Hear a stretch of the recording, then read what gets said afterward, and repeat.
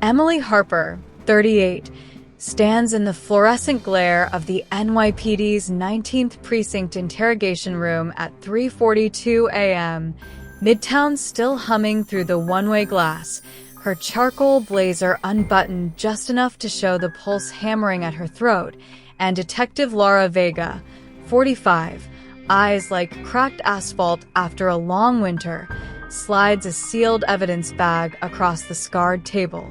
Inside the Hermes scarf, once cream, now stippled with dark crimson galaxies that map out Jonathan's final heartbeat, and Laura asks, voice flat as a coroner's clipboard, "Your scarf?"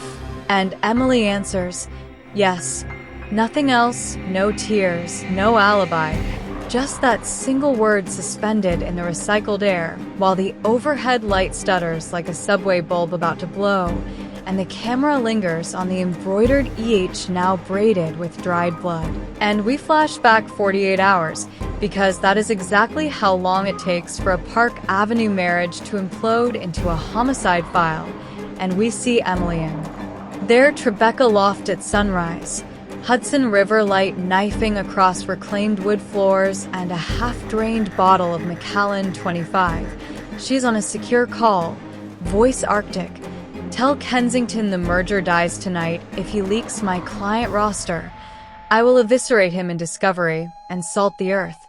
And she ends a call, pivots, and there is Jonathan in the doorway, 42, unshaven. Still magnetic even when half-drunk at 9:30 a.m., dangling a micro-SD card between manicured fingers like a polka chip he's about to cash, and he says, "Found this in your biometric safe. Darling, shell companies, kickbacks, my signature forged on 3 of them. You hung me out to dry for your sins." And the loft contracts to the size of that card, Emily's breath fogging the glass of her composure, and she whispers, "You weren't supposed to look." And Jonathan flashes the grin that once closed her in a Soho gallery 12 years ago.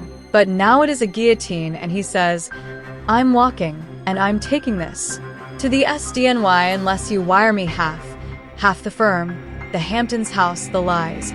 And he loops the scarf, her scarf, a closing gift from a grateful hedge fund titan, around his own neck like a garrote. He is nodding for her, and the camera glides back through the window to the skyline, 42 floors above West Street, where gulls will like creditors circling a default, and we cut to the rooftop that night. Wind off the river whipping sleet sideways, Jonathan cornering Emily beside the glass parapet, city grid glittering below like a circuit board about to short, and he shoves an iPad at her.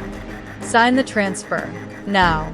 And her hand trembles as she draws the sterling letter opener from her Birkin, blade catching the moonlight like a secret finally unsheathed, and she says, voice splintering for the first time, "You taught me one thing, Jonathan.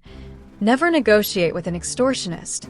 And they collide, a tangle of cashmere and rain, the scarf flashing free, snaring on the railing, Jonathan's fingers digging into her wrists, a scream devoured by the gale, and then the nauseating tilt as his center of gravity betrays him, 40 feet of night between him and the service alley, and the scarf tears, a single filament of silk trailing after him like a snapped lifeline, and he strikes the pavement with a wet finality the storm cannot mute, and Emily stands rooted, letter opener still clenched, blood on the blade that is not hers, and the camera descends to Jonathan's eyes, open, reflecting the blizzard of traffic lights, already filming over, and we hear her voiceover, whispered, frantic, "I never meant to kill him.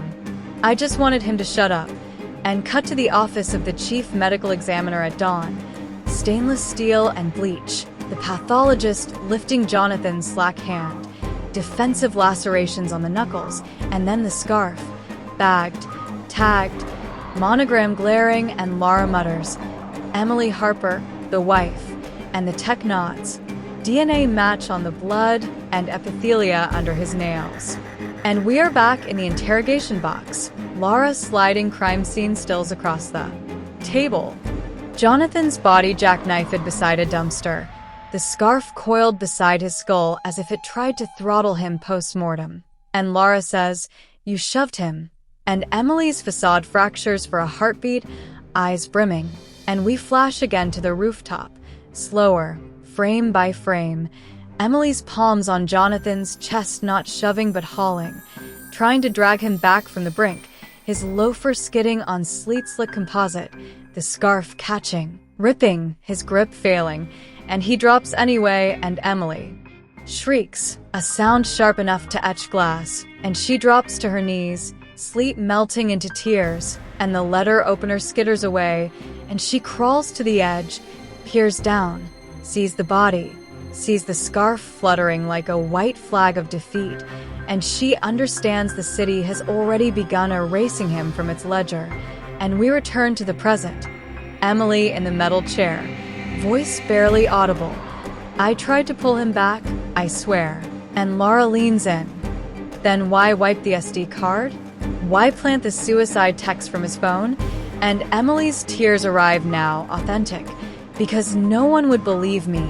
A woman like me, always closing, always untouchable. They'd say I engineered it, that I lured him up there, that the scarf was my calling card. And Lara's gaze softens a millimeter, but the badge does not. And we cut to 60, Center Street weeks later, press scrum outside, flashbulbs popping like gunfire. Emily in a charcoal sheath dress, chin high, navigating the marble corridor, where reporter bellow, "Did you kill your husband for the brownstone?" And inside the courtroom the air is dense with precedent. The ADA tracing the timeline, argument at 11:07 p.m., keycard logs showing them entering the private elevator together. No other souls on the rooftop. Impact at 11:23 p.m., Emily's 911 call at 11:27 p.m. claiming accident. And then Laura takes the stand, stunning the gallery, and testifies, accidental death, no proof of intent. The SD card was destroyed by Mr. Harper himself in a drunken fury earlier that evening, confirmed by Loft Nest Cam, and the scarf snagged incidentally during a desperate attempt to save him, and the ADA objects, but the judge sustains, and the jury deliberates for 87 minutes, and the verdict is not guilty, absence of motive, and Emily steps free into the brittle March sunlight, but a junior producer from New York 1 intercepts her on the courthouse steps, presses a photograph into her hand. Jonathan's hand in the morgue, fingers still crimped, around a torn ribbon of the scarf, snapped before the body was prepped, and the producer murmurs, "He was clinging, you released," and Emily's smile evaporates, the photo quivering in her French manicured grasp, and we track her that night to Greenwood Cemetery, twilight leaching into indigo. She lays the blood-stained scarf on Jonathan's grave, the granite cold beneath her palm, and the wind snatches the silk, ferries it into the briar where it snags, evidence forever lost, and Emily says to the headstone, voice level again, "You wanted half of everything.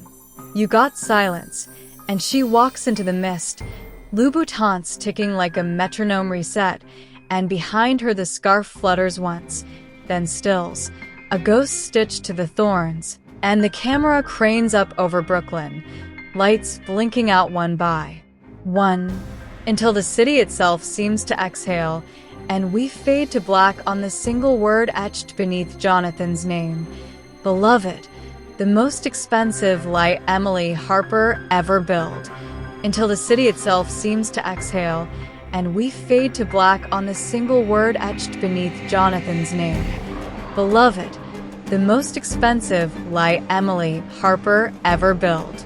But the screen doesn't stay dark. A single red notification pings on Emily's phone as she steps into the waiting town car. Unknown number. Nice verdict. But I still have the backup SD card. Meet me at the loft. Midnight. Or the world learns what really happened to Jonathan. Emily's reflection in the tinted window fractures under passing streetlights. She smiles, small, sharp, already calculating. Next Sunday. The Second Fall. Subscribe. The scarf isn't the only thing that tears.